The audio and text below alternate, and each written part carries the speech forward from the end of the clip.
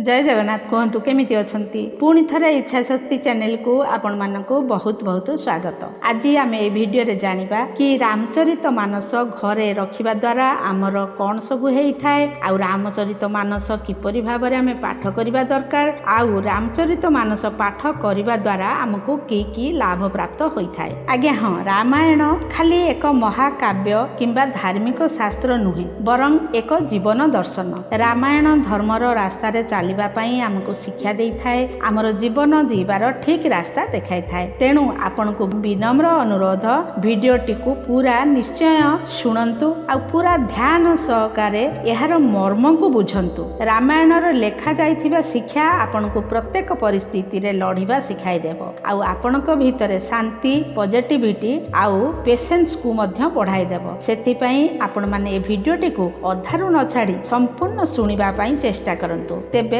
आसंतु प्रथमे जानिबा श्रीरामचरित मानस आपण को किपरि भाबरे पाठ करिबा दरकार। देखंतु, श्रीरामचरित मानस पाठ करिबा को हेले जेतेबेले प्रथम दिन आपण पाठ करिबा आरंभ करिवे तो से दिन आपण पुस्तकटी को भल भाबरे पूजा करिवे, काहेकि ना पूजा करिबा अत्यंत आवश्यक होई थाए। जदि आपणक पाखरे पूजा सामग्री अछि तो आपण 16 उपचार विधि रे पूजा करि पारिबे, नाही तो आपण पंच उपचार विधि रे जेपरि कि धूप दीप देखै अक्षत फूल नैवेद्य अर्पित करिकी पुस्तकर पूजा करि पारिबे। एबे देखंतु, रामचरित मानस पुस्तकटी को आपण पूरा सुरक्षित सहित अति जत्नर सहित रखिबाकू चेष्टा करिवे। गोटे पुस्तक को पीढ़ी पर्यंत चली पारिबो सेही भली भाबरे आपण पुस्तकटी को भल भाबरे जत्नर सहकारे रखिबा पई चेष्टा करिवे। आज मु मोर जीवनर निजर अनुभव विषय आपण मानकू किछि कहिबा पई आग्रह प्रकाश करूछि। आपण माने मते जीवंत उदाहरण भाभी पारंती किपरि सबु मनोकामना पूरा हेई थाए आ कोन कोन फायदा हेई थाए रामचरित मानस पाठ करिबा द्वारा। रामचरित मानस पढ़िबार लाभ कहिबा ही बड़ मूर्खतार परिचय, काहेकि यार वर्णना करा ही जाई परिबो नाही। जहार वर्णना भगवान शिव शंकर करिबाकू संकोच करिथांती। राम नामर महिमा भगवान ब्रह्मा महादेव केही भी कहि पारि नाहंती। मु तो गोटे छार मनीष मात्र, कोन बा कहिबी, तथापि मु किछि कहिबी जहा अल्प बहुत मते किछि जणा अछि। वीडियोटी को आरंभ करबा पूर्वरु आपन को गोटे मोर छोटिया अनुरोधटी आपण ध्यान देई एई वीडियोटी को पूरा देखिबे आउ जदि मो चैनल टी को आपण माने सब्सक्राइब करि नाहंती तो सब्सक्राइब करि देबे आउ बेल बटन टी को दबाई देबे। एहा द्वारा कोन हेबो ना आपण मो सहित जोड़ी होई जिवे। एही चैनल रो वीडियो जेमिति कि आध्यात्मिक वीडियो, स्वास्थ्य संपर्कित वीडियो एवं घर पई केभली धन धान्य संपत्ति बरकत आनी देबो तार वीडियो, खुशी आनिबा प्रकार वीडियो, जीवन रे किपरि आमे संघर्ष करिबा, किपरि आमे समय मैनेजमेंट करिबा, किपरि मनी मैनेजमेंट करिबा, घरर गृहिणी मानक विषय रे एही बळी केते गुडिये वीडियो मु आपण मानक पाखरे पहुंचैबी। आउ ए वीडियोटी एपरि किछि एमिति हेइतिबो निश्चय आपण मानकर कामरे आसीबो आउ आपण मानकू उपकार निश्चय देबो। तेबे आसंतु आरंभ करिबा कि रामचरित मानस पाठ करिले किपरि मनोकामना पूरा होई थाए। ध्यान रे बुझंतु। देखंतु, आमे समस्त जानि थाउ कि भगवान शंकर केते बड़ भक्त श्री रामचंद्रकर। एपरि भाबी पारिबा कि भगवान शंकरंकर प्रसन्नता पाई आमे रामचरित मानस पाठ करिबा तो भगवान शंकर तो प्रसन्न हेबे, तांको सहित श्री रामचंद्र आ माता सीता मध्य प्रसन्न हेबे। आ गोटे जिनिस मध्य आमे समस्त जानि थाउ, श्री हनुमान केते बड़ भक्त भगवान श्री रामकर। आ पुणी श्री हनुमान तो कलिजुगर देवता, कलिजुगर ही तांकर वास। आउ तांकू एही वरदान अछि कि भगवान हनुमान कोठी भी रुहंती नाही। जोठी रामचरित मानसर पाठ होउथाए से निश्चय आसी थांती आउ जोठी संकट मोचन वीर हनुमान थांती सेठी को बा संकट बाधा भूत प्रेत को भी एपरी मुसीबत घर को किए बा आनी पारिबो। बिल्कुल को भी एपरी मुसीबत नाही कि जाहाकू भगवान हनुमान दूर करि पारिबे नाही। भगवान शिव शंकर प्रसन्न हेई थांती, भगवान हनुमान प्रसन्न हेई थांती। श्री रामचंद्र माता सीता जे कि स्वयं माता लक्ष्मीकर अवतार। जोठी माता लक्ष्मी प्रसन्न तो धन धान सुख संपत्ति संतान कौन बा तांकु प्राप्ति न हेबो। निश्चय रूप से आपणकर सारा मनोकामना पूर्ण हेबो। आपण संकल्प नहीं पाठ करि पारिबे। ए मोर जीवनर निजर अनुभव कहूची। एपरि चमत्कार भगवत कृपा हेई थाए ना कि भितरे मन न ଲାଗୁଥାଉ केते थर एमिति होउथिला कि रामचरित मानस पाठ कला बेले निद आसी जाउथिला मन लागु नथिला किछि बुझी मध्य होउनथिला दिमाग रे किछि पसु नथिला इयाडे सियाडे मन विचलित होइथिला मन किछि अलगा भाबुथाए किंतु पाठ मध्य चालू थाए ता भितरे मध्य एपरि भगवत कृपा होइथाए कि कोन कहिबि कोन हेइथाए कि रामचरित मानसर पाठ करिबा द्वारा नाही तो नाम जप करिबा द्वारा ग्रह नक्षत्र आमर अनुकूल हेबाकू लागंती जेबे ग्रह नक्षत्र आम जीवन रे बिगड़ी जाती सेते बेले तो आमको जाई जीवन रे संकट आसी थाए समस्या आसी थाए आमर को भी मनोकामना पूरा हो पारि न थाए तेणु चाहे आमे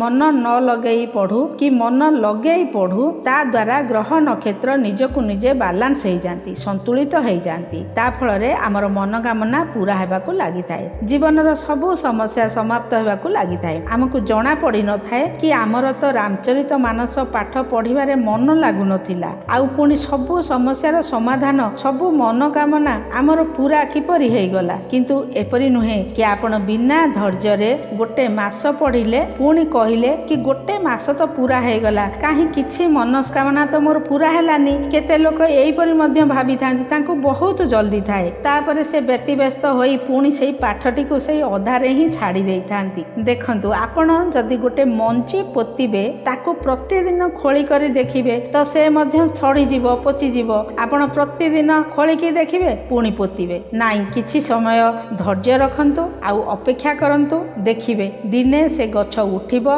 बड़ हबो फूल देबो फल देबो तो सेइथि पई आमको धैर्य रखिबाकू पड़िबो अपेक्षा करिबाकू पड़िबो माने सेई भली रामचरित मानस आमे पढ़िले तो आमको धैर्य रखिबा पई पड़िबो अपेक्षा करिबा पई पड़िबो या न जे आमे आज रामचरित मानस पाठ कले आमे कहबा काली हमर मनोकामना पूर्ण हो एपरी केमिति हबो आमे माने जणा अजणातरे जो सब खराब कर्म करिछे ताकू समाप्त होबा पई तो समय लागिबो ना आमे जो सब कर्म करिछे खराब कर्म करिछे से रामचरित मानस पाठ करिबा द्वारा से खराब काम गुड़िक आमर कटि जिबा परे आमको निश्चिंत भावरे भल फल प्राप्त हेबो आउ आमर मनस्कामना पूर्ण हबो ही हबो किंतु गोटे कथा आपण भल भावरे गंठी बांधी दियंतु को प्रकारे भी जदि आपण भगवानकर नाम नौछंती तो जेमिति कि रामको नाम जेपरी कि रामचरित पाठर महिमा तो बहुत बड़ जदि आपण रामको नाम भी नौछंती ना तार फल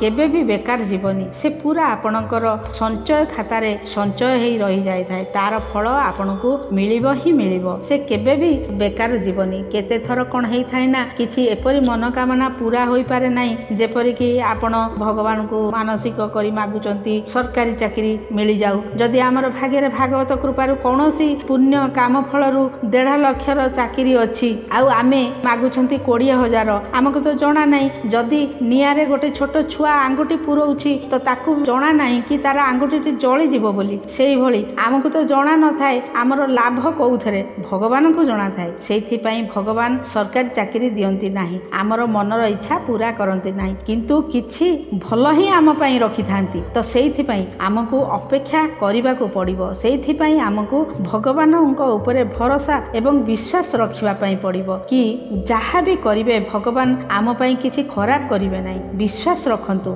जोठी विश्वास नाही सेठी किछि भी नाही ए दुनिया रे जदि आपण एमिति भाबी नेबे कि जणा नाही ए काम हबो कि न हबो एई भली नेगेटिव विचार आपण भाबिबे ता द्वारा आपणकर किछि भी हेई परिबो नाही भगवानଙ୍କ ठू ए दुनिया रे बड़ आउ केही नाहंती जदि आमे तांको उपर विश्वास हरई बसिबा तो तांको छड़ा आउ किए अछि हमर सहायता करिबा पई आपण मानि नियंतु रामचरित मानस एक महासागर आउ आपण एथिरु एक चौपाय जानिबा को चाहुचंती कोनोसी एक मनोकामना पई तो सबु किछि काहे कि न जानिबे जहा द्वारा आपणक पाखरे सबु किछि रहिबो धन धान संतान समृद्धि सुख आपण केबे रोग व्याधि रे न पड़ंतु आपणकर लंबा आयु सबु जिनिस काहे कि आपण न चाहिबे सबु जिनिस प्राप्त कला परे भी भक्ति काहे कि न चाहिबे आपण भागवत धाम जीवाको काहे कि न चाहिबे ए शरीरर कष्ट नहीं द्वितीय थर जन्म नबाको जेपरि न पड़े ए कथा आपण काहे कि न चाहिबे एथर आसंत जानिबा रामचरित मानस पाठ करिबा द्वारा कोन कोन लाभ होई थाए देखंतु मु कहितली कि भगवान श्री हनुमान स्वयं रक्षा करिथांती सेई घर को जो घरे रामचरित मानस थाए हनुमान सेई घरे ही वास करिथांती सेठारे कोनोसी बाधा भूत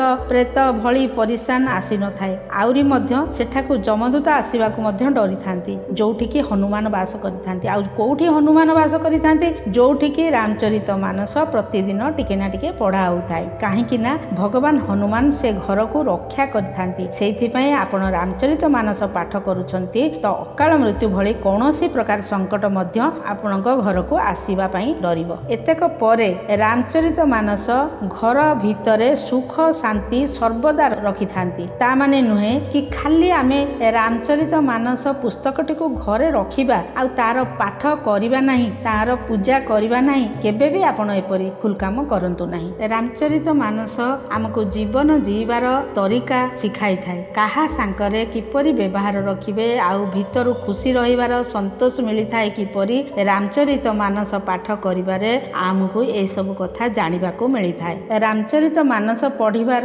ଲାଭ ବିଷୟରେ ଜାଣିବା। ଆମକୁ ରାମଚରିତ ମାନସ କାହିଁକି ପଢିବା ଦରକାର? ରାମାୟଣ ପଢିବା ଦ୍ୱାରା ଆମକୁ କି ପ୍ରକାର ଫାଇଦା ମିଳିଥାଏ? ଲୋକ ରାମାୟଣ କାହିଁକି ପଢିଥାନ୍ତି? ଏଭଳି ବହୁତ ପ୍ରଶ୍ନର ଉତ୍ତର ଆଜି ଏ ଭିଡିଓରେ ଆମେ ମାନେ ଜାଣିବା। ରାମାୟଣ ଏକ ମହାକାବ୍ୟ। ସାୟଦ ହିନ୍ଦୁ ଧର୍ମରେ ଏମିତି କେହି ନଥିବେ ଯିଏକି ରାମଚରିତ ମାନସ ଭଳି ମହାକାବ୍ୟକୁ ଜାଣିନଥିବେ। ରାମାୟଣରେ ଭଗବାନ ରାମ, ମାତା ସୀତା, ଭ୍ରାତା ଲକ୍ଷ୍ମଣ ଆଉ ଶ୍ରୀ ହନୁମାନ ଆଉ ରାବଣ ସହିତ ଅନ୍ୟ କେତେ ଗୁଡ଼ିଏ ଚରିତ୍ରକୁ ନେଇ ଲେଖାଯାଇଛି। ରାମାୟଣରୁ ଆମେ ବହୁତ କିଛି ଶିଖିବା ପାଇଁ ରାମାୟଣ ପାଠ କରିଥାଉ। ସର୍ବପ୍ରଥମେ ଋଷି ବାଲ୍ମୀକି ସର୍ବପ୍ରଥମେ ରାମାୟଣ ଲେଖିଥିଲେ। ତାପରେ ଗୋସ୍ୱାମୀ ତୁଳସୀ ଦାସ ରାମାୟଣକୁ ଅନୁବାଦ କରି ରାମଚରିତ ମାନସ ଲେଖିଥିଲେ, ଯାହାକୁ ଆମେ ମାନେ ଆଜିର ସମୟରେ ପାଠ କରୁଛେ। ରାମାୟଣ ବା ରାମଚରିତ ମାନସ ପାଠ କରି ଆମକୁ କୋଉ କୋଉ ଲାଭ ମିଳିଥାଏ, ଆଜି ଆମେ ସେଇ କଥା ଆଲୋଚନା କରିବା। ରାମାୟଣ ପଢିବା ଦ୍ୱାରା ଆମର ଏତେ ଗୁଡ଼ିଏ ଫାଇଦା ହେଇଥାଏ ଯାହାକୁ ଆମେ ଗଣି ପାରିବା ନାହିଁ। ଆମକୁ ଗଣିବା ମୁସ୍କିଲ ହେଇଯିବ।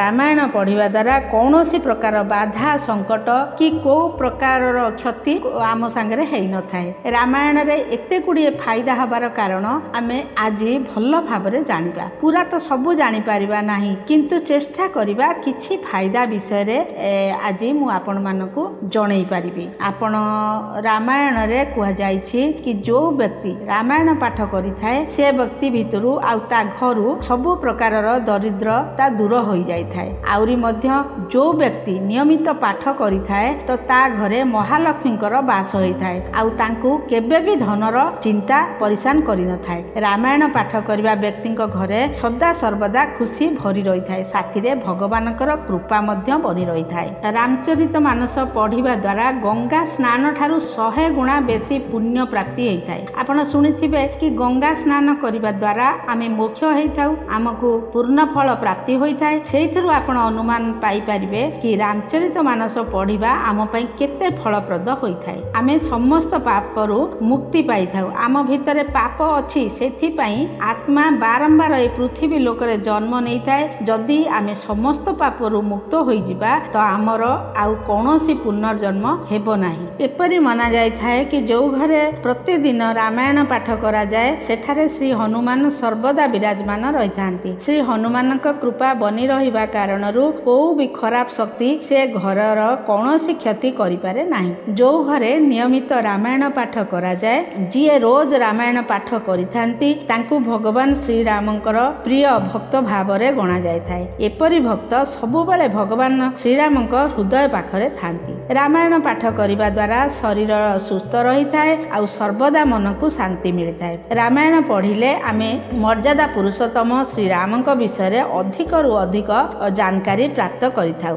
ଆଉ ତାଙ୍କର ଉତ୍ତମ ଗୁଣକୁ ଆମ ଭିତରେ ଆପଣେଇ କରି ଶ୍ରୀରାମଙ୍କର ପ୍ରିୟ ଭକ୍ତ ମଧ୍ୟ ହେଇପାରିଥାଉ। ରାମାୟଣ ପଢିବା ଦ୍ୱାରା ଏହି ଜ୍ଞାନ ମିଳିଥାଏ କି ସତ୍ୟ ଚାହେ କେତେ ବି କମଜୋର ହଉନା କାହିଁକି, କିନ୍ତୁ ଅସତ୍ୟ ଆଗରେ ସତ୍ୟର ସର୍ବଦା ବିଜୟ ହୋଇଥାଏ। ରାମାୟଣରେ ଆମକୁ ସବୁ କିଛି ପଢିବାକୁ ମିଳିଥାଏ। ମାତାଙ୍କର ଭଲ ପାଇବାଠୁ ନେଇ ଭାଇଙ୍କର ଭଲ ପାଇବା, ପତ୍ନୀ ପତ୍ନୀଙ୍କର ଭଲ ପାଇବା ଆଉ ଶତ୍ରୁଙ୍କ ସାଙ୍ଗରେ କିପରି ଲଢିବା, ଏହା ଆମକୁ ରାମାୟଣରୁ ଶିଖିବାକୁ ମିଳିଥାଏ।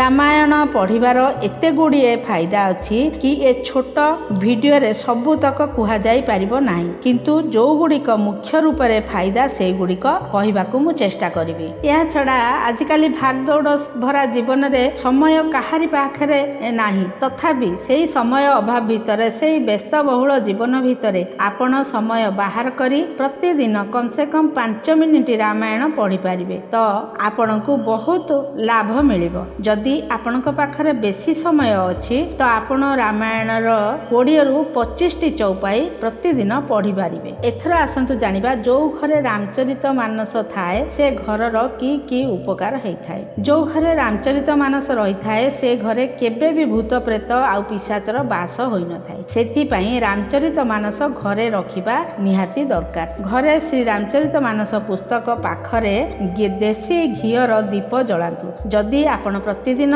ଏହିପରି କରିବେ ତ ଘରେ କେବେ ବି ଅନ୍ନର କମି ରହିବ ନାହିଁ। ଯୋଉ ଘରେ ସକାଳ ସନ୍ଧ୍ୟା ଶ୍ରୀରାମଙ୍କର ରାମଚରିତ ମାନସ ପୁସ୍ତକ ଆଗରେ ଘିଅର ଦୀପ ପ୍ରଜ୍ୱଳିତ କରି ପ୍ରତିଦିନ ସେ ଘରେ ଆରୋଗ୍ୟ ବଢିଥାଏ, କୌଣସି ରୋଗ ହେଇନଥାଏ। ଯୋଉ ଘରେ ପ୍ରତିଦିନ ସନ୍ଧ୍ୟାରେ ଶ୍ରୀରାମଙ୍କର ଆରତି ହୋଇଥାଏ ସେ ଘରେ ଶ୍ରୀରାମଙ୍କର କୃପା ସदैବ ବନି ରହିଥାଏ ଆଉ ଘର ପରିବାର ଭିତରେ ଶାନ୍ତିର ବାତାବରଣ ସର୍ବଦା ରହିଥାଏ। ଯୋଉ ଘରେ ପ୍ରତି ମାସରେ ପୂର୍ଣ୍ଣିମା ତିଥିକୁ ରାମଚରିତ ମାନସର ପାଠ କରାଯାଏ ସେ ଘରେ ଅକାଳ ମୃତ୍ୟୁ ହେଇନଥାଏ। ଯୋଉ ଘରେ ପ୍ରତି ସପ୍ତାହରେ ରାମାୟଣ ପାଠ ହେଇଥାଏ ସେ ଘରେ ପରିବାର ଲୋକଙ୍କ ଉପରେ ଶ୍ରୀରାମଙ୍କ ଆଉ ମାତା ସୀତାଙ୍କର ସର୍ବଦା କୃପା ବନି ରହିଥାଏ, ବଂଶ ବୃଦ୍ଧି ମଧ୍ୟ ହୋଇଥାଏ। ଯୋଉ ଘରେ ପ୍ରତ୍ୟେକ ଦିନ ଟିକେ ଟିକେ କରି ରାମଚରିତ ମାନସ ପାଠ କରାଯାଇଥାଏ ସେ ଘରେ ଭଗବାନ ଶଙ୍କର, ଶ୍ରୀରାମ, ମାତା ସୀତା, ଶ୍ରୀ ହନୁମାନ, ଶନି ଗ୍ରହ ମହାରାଜ, ନବଗ୍ରହ, 33 କୋଟି ଦେବୀ ଦେବତାଙ୍କର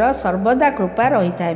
ଘରୁ ଦରିଦ୍ରତା ସବୁବେଳ ପାଇଁ ଚାଲି ଯାଇଥାଏ। ସେ ପରିବାରର ମାନ ସମ୍ମାନ ଯଶ ବଢିବାରେ ଲାଗିଥାଏ। ସେ ଘରେ ସାକ୍ଷାତ ମା ଲକ୍ଷ୍ମୀଙ୍କର କୃପା ବନି ରହିଥାଏ। ଶ୍ରୀ ରାମଚରିତ ମାନସର ହର ଏକ ଚଉପାଇ ଆଉ ଦୋହା ଲକ୍ଷେ ମନ୍ତ୍ରର ବରାବର ହୋଇଥାଏ। ପ୍ରତ୍ୟେକ ଚଉପାଇରେ ଆମକୁ କିଛି ନା କିଛି ଶିଖିବା ପାଇଁ ମିଳିଥାଏ। ତେଣୁ ପ୍ରତ୍ୟେକ ପରିବାରରେ ରାମଚରିତ ମାନସ ଅବଶ୍ୟ ହେବା ଦରକାର। ଶ୍ରୀ ରାମାୟଣ ଆମକୁ ସଂସାରରେ ଯିବା ଶିଖାଇଥାଏ। ତେବେ ଆପଣଙ୍କୁ ଭିଡ଼ିଓଟି କିପରି ଲାଗିଲା?